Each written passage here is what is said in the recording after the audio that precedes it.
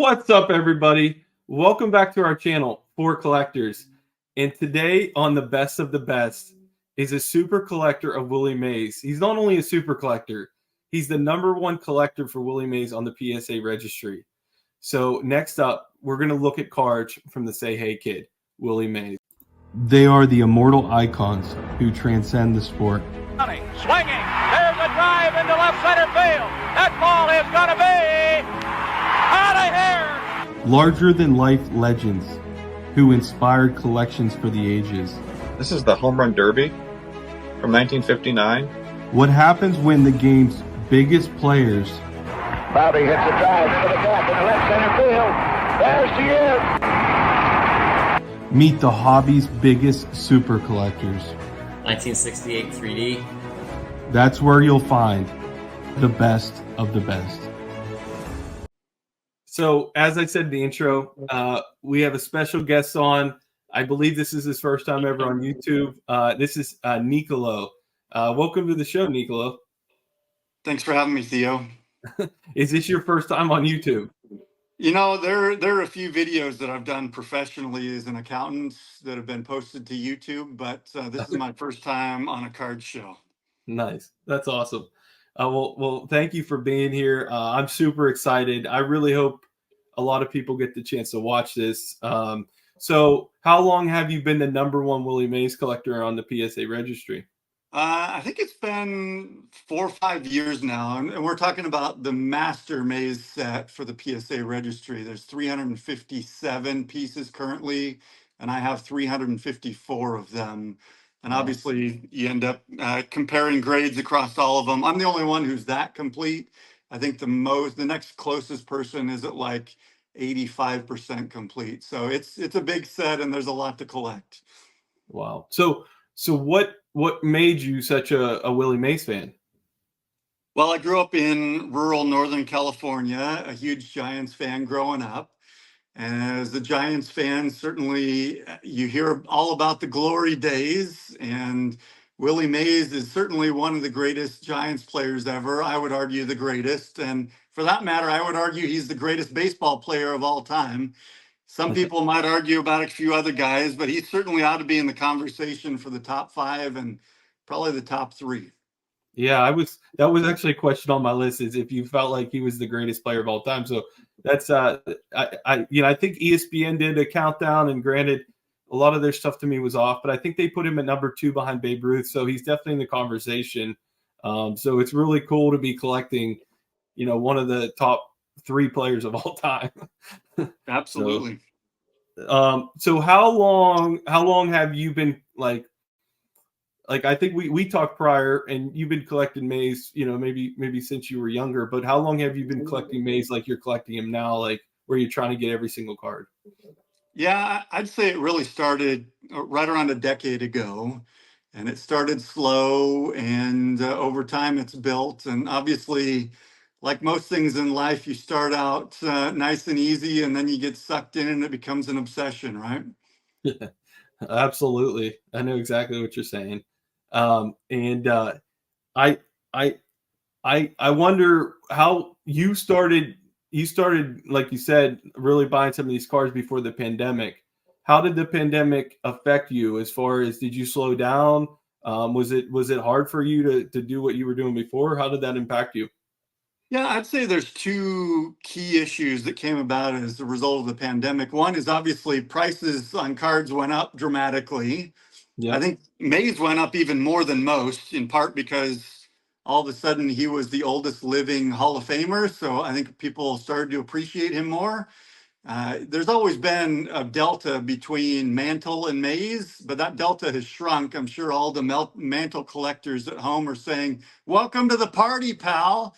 But I do think that that's been a factor, because now money can be a real issue, where if I want to upgrade to a PSA 8 in 1953 tops, it's going to cost me $200,000 or something very close to that, where not many of us have got 200 grand lying around, or even if we do, maybe our wives aren't real big on us laying that out just to buy one piece of cardboard. Yeah. 100%. I think the other issue that, as a result, because prices are up, you see a lot of stuff coming onto the market. So suddenly you've got the availability, the ability to get stuff that might have stayed in somebody's closet. They would have held on to it because the prices are up now. They're willing to sell. So it's sort of a blessing and a curse, right? The ability to buy stuff that might never have come to market, but at the same time, you've got to spend a lot of money to do it. Yeah, I think you bring up a good point that people don't talk about very often. Is the pandemic brought a shined a light on collecting again, and some people went in their closet and looked at stuff that they might have forgot about, and stuff was found. So that's really cool. That's a really cool point. So without further ado, if this is your first time seeing the best of the best, I'm going to list the other episodes below. There's going to be a playlist. There's many other episodes, so check them out. But basically, I get some of the best super collectors out there, and we look at their playing years, and the super collector picks one card from each playing year, their favorite card, and they showcase it.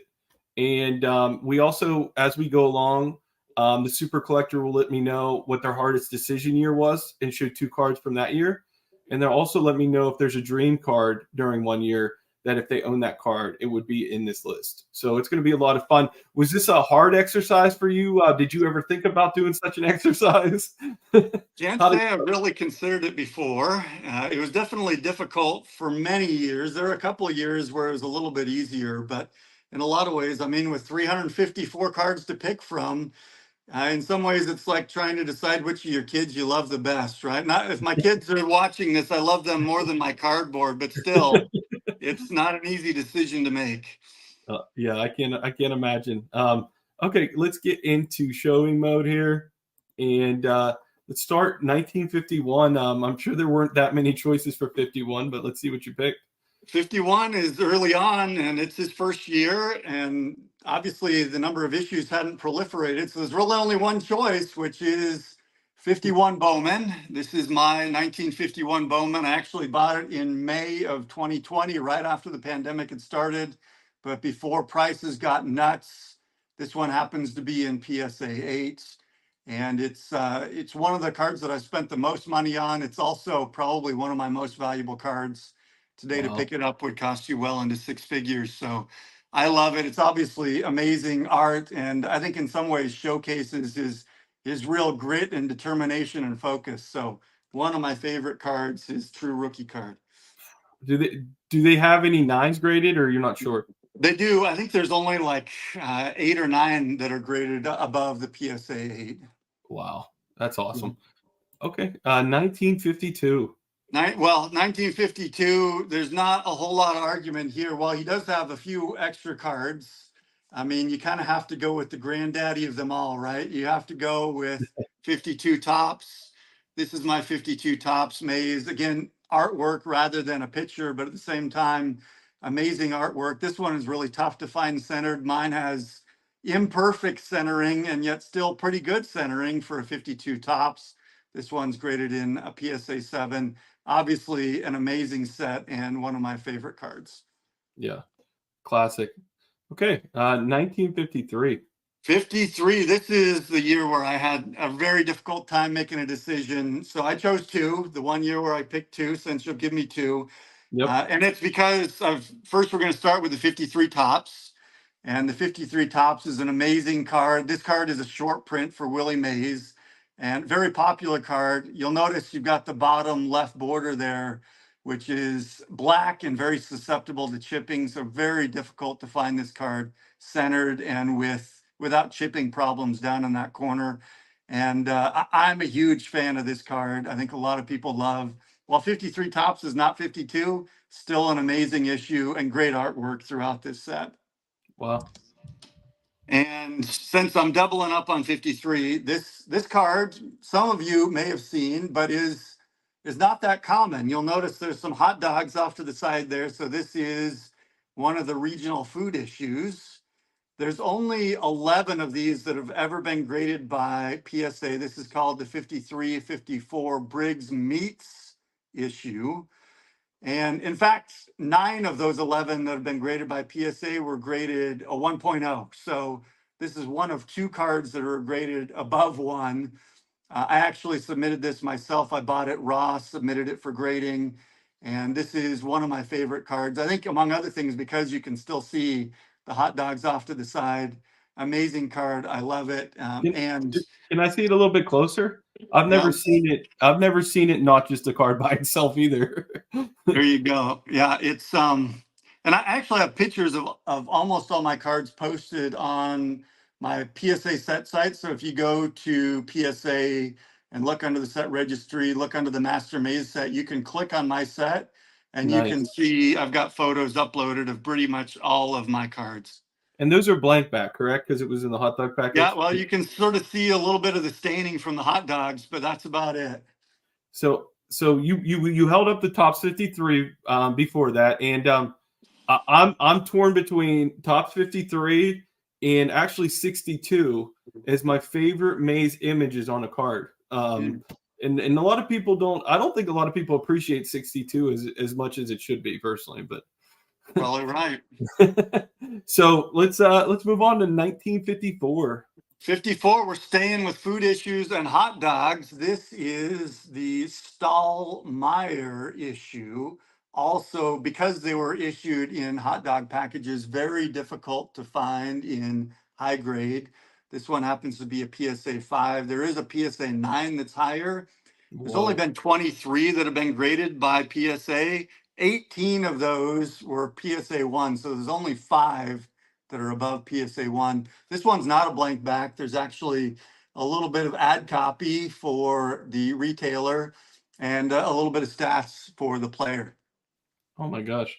Wow, that thing looks great. Awesome. One of my favorites. Okay, let's go 1955. 55. So staying with some of the oddballs, we've been through the main line. We're going to the oddballs. This is the Robert Gould card, and it was issued with as part of a statue. So you get the statue, and sort of rubber banded to the statue was this card. This card is also very rare. Only 13 have ever been graded by PSA. And you can see there's these little notches and even little holes where they sort of secured the rubber band around the card, securing it to the statue. This one obviously is in rough shape. It's just a PSA 1. It's got a lot of creases, a lot of damage to it. But at the same time, this is one of my favorite cards. It is blank backed, and it is a really difficult card to find, and one of my favorite cards, in part because it's so rare and so difficult to find. Yeah, I've never heard of it before. That's so cool. Awesome. Yeah, that's really cool. I love seeing new cards I've never seen. 1956. 56. Okay, so 56, I'm going. There's only 4 options for Maze in 56. So this one, Wow. I went with, this is a Topps pin. Nice. And there are a lot of pins and coins and even like bottle tops, bottle caps in the various years. This one's obviously a very small pin, and I love the great color on it. I love the great image. It's a very common image that are used on a lot of his cards, and certainly one of my favorite pieces. Not a rare one, but certainly one that's near and dear to my heart. Do you know how Topps distributed the pins? Were they in the packs or were they sold separate, or you're not sure? I'm not sure. They're so thick and fat that it's hard to imagine that they were distributed as part of the packs, unless those packs had a lot of extra space in them. And even then, I bet they'd end up rubbing against the cards and causing problems. So I wouldn't Yeah. be surprised if maybe they were like a separate giveaway that you got. Yeah, that's cool. Okay, 1957. 57. So we're sticking with, this is one of the jumbo issues. This Nice. is a postcard from Knickerbocker Beer. I'm trying to see it, make sure it's in the frame there. Oh yeah, it's And good. we're good. All right. This actually has both Willie Mays and Russ Hodges. Some of you may not know who Russ Hodges is, but Russ was the longtime announcer for the Giants. And his claim to fame, many of you have probably heard his voice before because he was the announcer for the Giants during the 1951 season. And the shot heard round the world on October 3rd, 1951, when the Giants win the pennant, the Giants win the pennant, the Giants win the pennant. He was the announcer for that call. Wow. Extra bonus, many people don't realize the man on deck when Bobby Thompson hit his home run was none other than the Say Hey Kid, the rookie, 20-year-old Willie Mays. Oh, wow. I didn't Fun know. card, one of my faves. You can see the back, there's actually a little postcard and a little write-up where Russ talks about how to say, hey, kid is in prime form this year. Awesome. That's cool. As an added bonus for all the Giants fans, who should be on the other side of the diamond but the hated ones? Of course, the Dodgers. So extra delicious seeing them go down. Awesome. 1958. 1958. So we're going to a root beer set. This is the Hires root beer test set. And this Right. is the test set with the tab. And this is particularly rare. These were obviously issued with cases of root beer that you would buy. And you can see there's sort of this detachable element on the bottom. Most of the cards you find these days don't have the bottom attached. Yep. Very rare to have that bottom. In fact, PSA has only graded 3 of them with the bottom attached. Wow. And you could actually send away. You can see on the back, there's sort of the opportunity to detach the bottom, join the baseball club. I love it because of that great yellow and or orange and black, tremendous Giants colors, beautiful card, and obviously incredibly difficult to find. Yeah, I love that card. That's awesome. All right, 1959. 59. Okay, we're going foreign for 1959. And this is the 1959 Topps Venezuela Willie Mays. Nice. So many people don't know, but Topps actually published a set in Venezuela that were published or printed locally in Venezuela. So it tends to be on inferior cardstock. And obviously it looks just like the 59 Topps US version. Most of them, however, tend to get really dirty, really beat up. On the back, you can actually, if you look really closely on the back, probably can't see it real well, but you'll see Hecho en Venezuela for where it was made in Venezuela. And many of them even have card loss on the back because they were pasted into scrapbooks. That's how a lot of them were collected, was being pasted into scrapbooks. So as a result, very sensitive issue. Not many were issued to begin with, and a very condition sensitive issue because of how many of them were collected. Yeah, I And if you love the want to Venezuela cards. this is a PSA 7. It's a 1 of 1, none higher. So really tough to find. Oh yeah, for sure. Wow, that's awesome. Okay, 1960. 1960. Okay, staying with the food issues. I am going with the 60 Bazooka complete box. Nice. And I'm a big fan of Bazooka boxes. Mays was on them pretty much every year from between 59, I have the 59 as well, all the way through 72, I think with a gap for 1969, maybe 1970. This, to my knowledge, this is the only, I think PSA will even say this is the only one they've ever graded. I'm aware of one other that's out there in the wild, in the raw. So it's certainly possible to find, but very, very difficult. This one actually has the added bonus of being the 25 center, a little bit bigger box. I think the other one is a 20 center. And you can see the back as well, where you had a little window in to see the gum inside the box. Wow. Yeah, that's awesome. Is is the bazooka boxes the one of the hardest items then for you to put together over the years? I think you find with the bazooka boxes, some years are easy to find. There's a few where it's like you can find them any time on eBay, no big deal. But some of the other ones, like 59, 60, maybe I forget, maybe 64, they're very difficult, very hard to find. And in some cases, there's only 1 or maybe 2 that have ever been graded by PSA. That's awesome. Okay, 1961.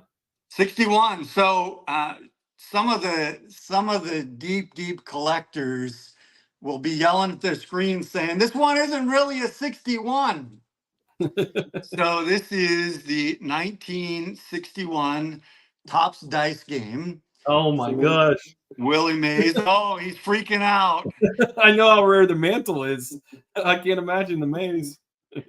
This is obviously a grail card for a lot of collectors. There's only 4 that exist. 3 have been graded by PSA, 1 by SGC. And you can see on the back, there's sort of this dice game that they were contemplating, where depending, you'd roll the dice, your opponent would roll the dice, they'd throw a pitch, and this would tell you what the outcome was of the pitch, and whether it ended up being a hit or an out, etc. Obviously, very difficult to find card. I think the controversy is this might be a little bit later. It might be a 63 or a 64 issue. And in fact, even like 25 years ago, we didn't even know that Topps made these cards. It took a while before the hobby realized that these were even a Topps issue. That's insane. Yeah. Wow. And this is after the 51 Bowman. This is probably one of my other most valuable cards, just because they're so rare and so desirable. I can only imagine. Wow.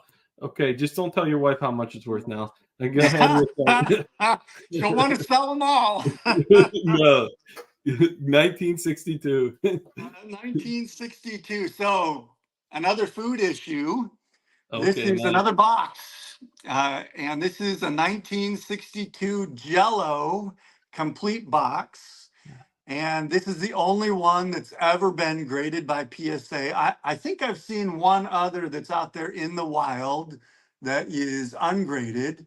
And you can see, if you look on the back, this is the black cherry flavor. And you can, this one actually, this box was never issued, never in circulation, which is why it's so pristine, and it's graded a PSA 7.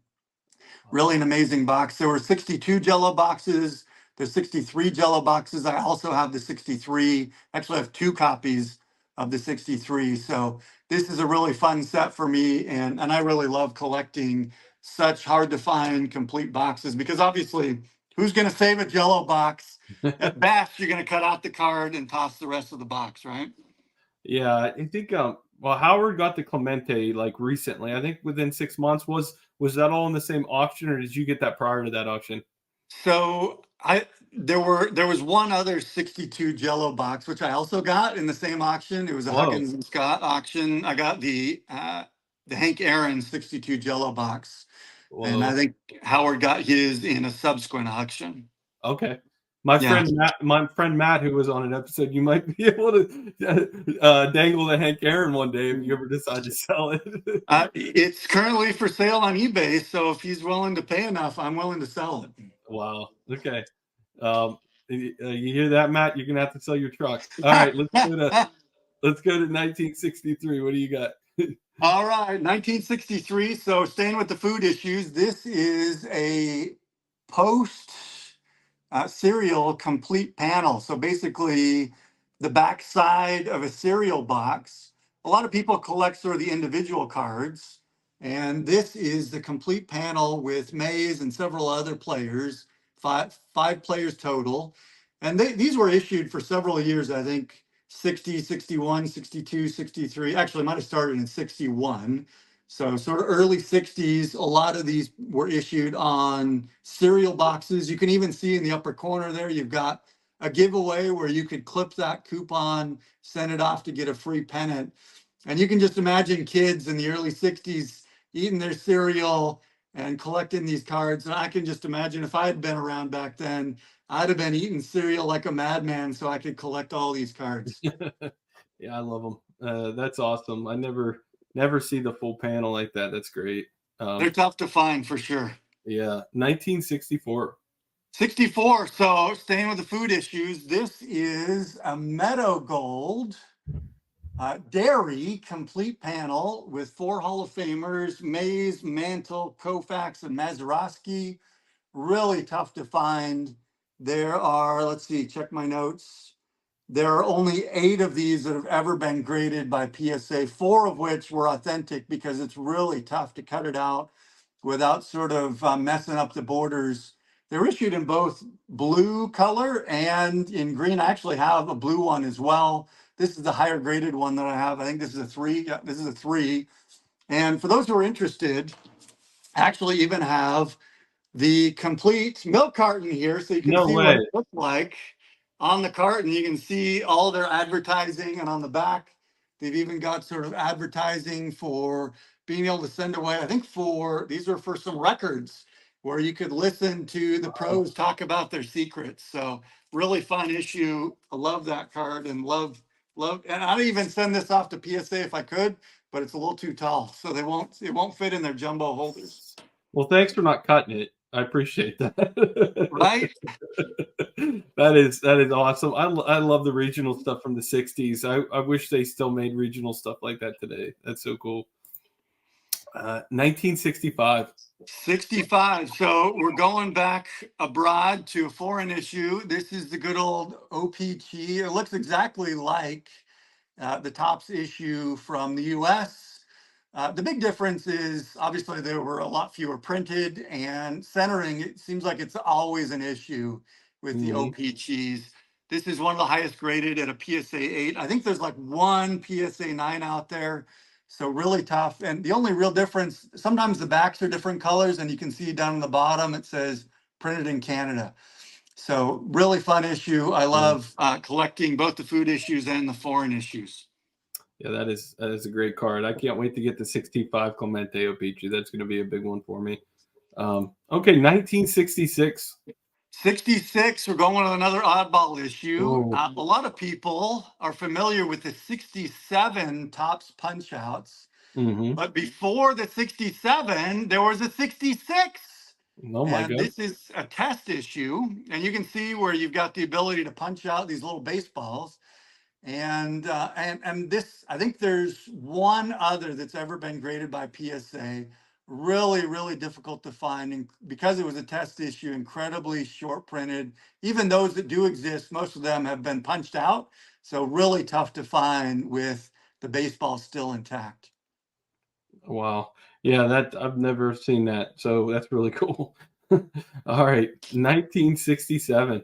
All right, 67, we're going with a more mainline issue card. Nice. This is a Topps card, but it's a double player card.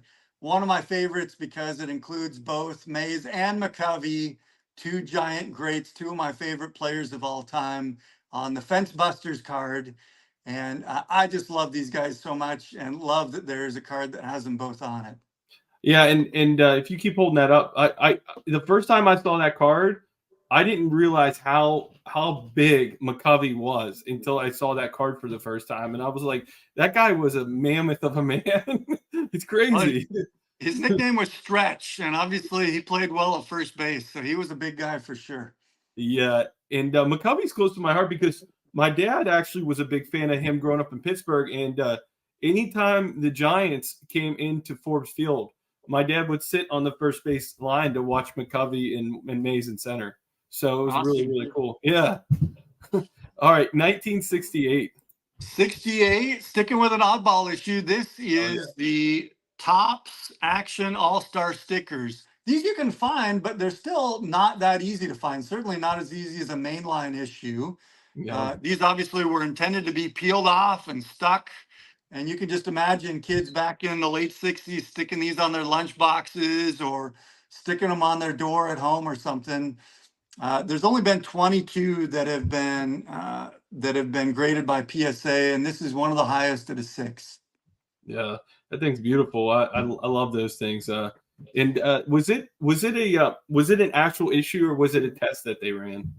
You know, I think I'm not 100% sure. You can see sort of on the top and the bottom, there's sort of these perforations. So they were issued in sort of these longer strips, and then you perforate them off. Yeah. But I wasn't around in 68 to know, like, could you walk into the drugstore and get one or not? There's, I mean, obviously they're stickers, so I think that kind of eliminates a bunch. But yeah, they're super scarce. The Clemente one, I mean, you're talking about like a rough one for like $1,000. Oh yeah. Yeah, so they're super scarce. All right, 1969. We're gonna stay at 68 because this is my dream card. Oh yeah, okay. I'm going to show you something similar. So this is called the American Oil set. And this is how they were issued, sort of in these 2-panel cards. And you see Mays in this case is he's on the right side. And that was a common card. This was sort of one of those giveaways, like when we were kids and you'd go to McDonald's and you could play Monopoly. And if you got all the cards for a given set, then you could turn it in and win prizes.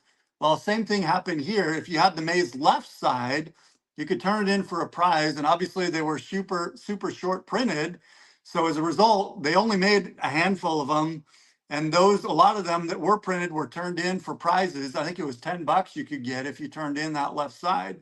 So as a result, only 2 of them have ever been graded by PSA. Obviously, this is not one of them. This is the right side of Mays. And I've never even seen a picture of one. I know a guy who knows another guy who claims he's seen one. So incredibly rare. If you're out there and you have one, I'd love to buy it off you or trade. Okay, so same thing. And is it the same car on the right side? Like, I know the car would be on the opposite side. Then is it the same car, or would it be a different car? I don't know.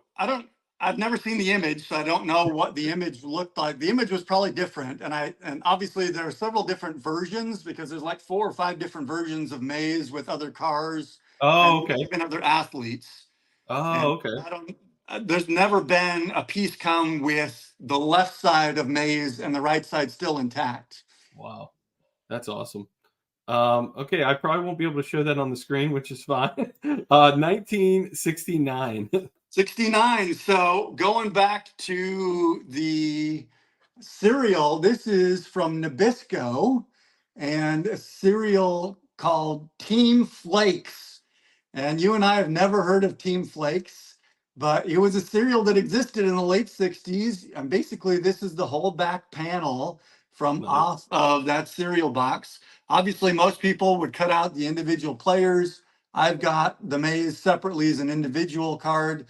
And you can also see there's sort of this great advertisement to kids to go ahead and cut them out and collect them all and trade with your friends.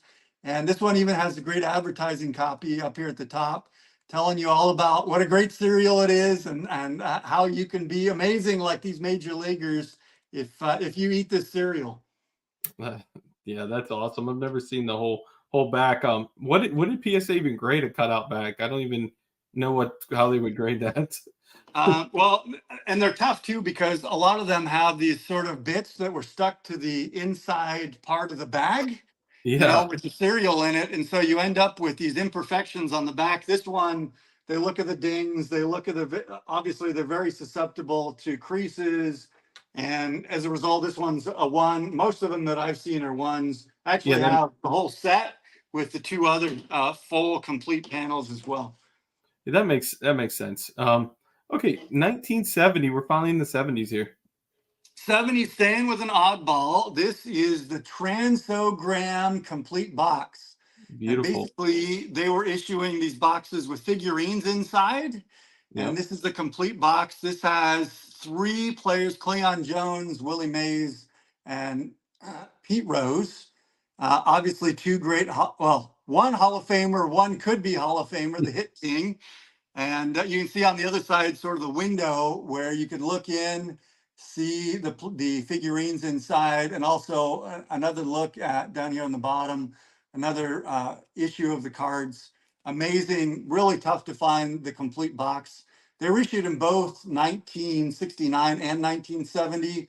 This is the 70 version. I also have the complete box for 69. The difference with 69 is you just have 1 player for each box rather than the 3 player issue. I found 70 is a little bit easier to find than the 69s, but still really, really tough. Yeah. That box was super pristine. It's in great shape. 1971. 71. All right, we're going to Bazooka. Nice. This is not a complete box. This is a Bazooka numbered, and it was never actually issued on a box. The numbered was a test set. It was only issued in sheet form. And so as a result, you only ever find it either in individuals or in a grouping of 3. This is one of 3 that have been graded by PSA, so super rare. I actually think I have 1 other. I think I have 2 of these that have been graded. As you can see, this one's authentic because PSA is really hard on these. If you don't have all the little dotted lines around the edge intact as part of your card, then they graded an authentic, which not everybody agrees with. People love to complain about PSA, but that's how they roll when it comes to a lot of these Bazooka cards. Yeah, I kind of you're supposed to cut out along the line, but they don't want you to. So yeah, it is kind of a weird dynamic. I agree with that. Yeah. Okay, 1972. 72, we're going with another test issue. I'm not a big fan of the 72 and 73 because guess what? Willie was no longer on the Giants, although He went back to New York at least. he, I guess you can figure at least he didn't go down to LA, right? Yeah. Although it does help to airbrush the logo off of his cap. But this is Mays in the 72 Topps Candy Lids test issue.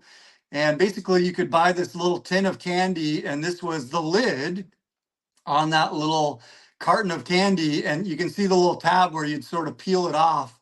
And on the back, you can see it was sort of this baseball stars bubble gum. What is that? 0.95 ounces. This little carton of candy that would come with this candy lid. Yeah, that's awesome. I love those things. Awesome. Great choice. 1973. 1973, last issue. Unfortunately, this does have Mays again with a New York Mets hat, but we're going to climb Mount Rushmore. And a lot of fans really wish that Mount Rushmore, for at least the home run leaders, had stayed this way in perpetuity. But you've got Babe Ruth, Hank Aaron, and Willie Mays all on one card, the home run leaders at the time. Obviously, today you've got Bonds and Pujols and A-Rod, who would also be on the list. So pushed Mays all the way down to 6th place now. I think for me, this is extra fun because it's sort of a card to think about what might have been. A lot of people don't know that Mays actually missed this 52, almost all the 52 season and all of the 53 season while he was in the Army for the Korean War. Not that he ever saw action, but he was sort of an ambassador for the U.S. Army. Obviously couldn't play while he was in the Army. And part of me thinks about, what if he had those 2 years back? Might he have been able to get to 715, beat out Babe Ruth, and at least temporarily until Hank Aaron came along to top them all, have been #1 in the record books. Yeah, you could only imagine. But I think about Joe DiMaggio sometimes, of what his numbers would look like, or Ted Williams. Yeah. Yeah, for sure. That was awesome. Let me go back to regular here. That was great. Man, talk about some cool cards. I really enjoyed it, and being a Clemente collector, some of the sets I've seen before because I try to go after the Clemente, but some sets never seen before. I think you did a great job picking the cards. Thank you, sir. All right. Well, hopefully we can get you on some other show in the future. But I thank you for your time today, Nicolo. All right. So as always, guys, we're going to end with a tabletop display of the cards you saw today. So stick around for that. And please give this video a thumbs up. And if you're not subscribed to For Collectors channel, please do so if you like this type of content. We really do appreciate it. And that's it for this episode. I'll see you guys on the next one. 660 home runs, 24 All-Star games, the greatest player of all time, Willie Mays. I know in my own feeling, in my own heart, I was thinking, whoa, man, he's got to understand how much these people really, really love him. Willie Mays' legacy will go on forever.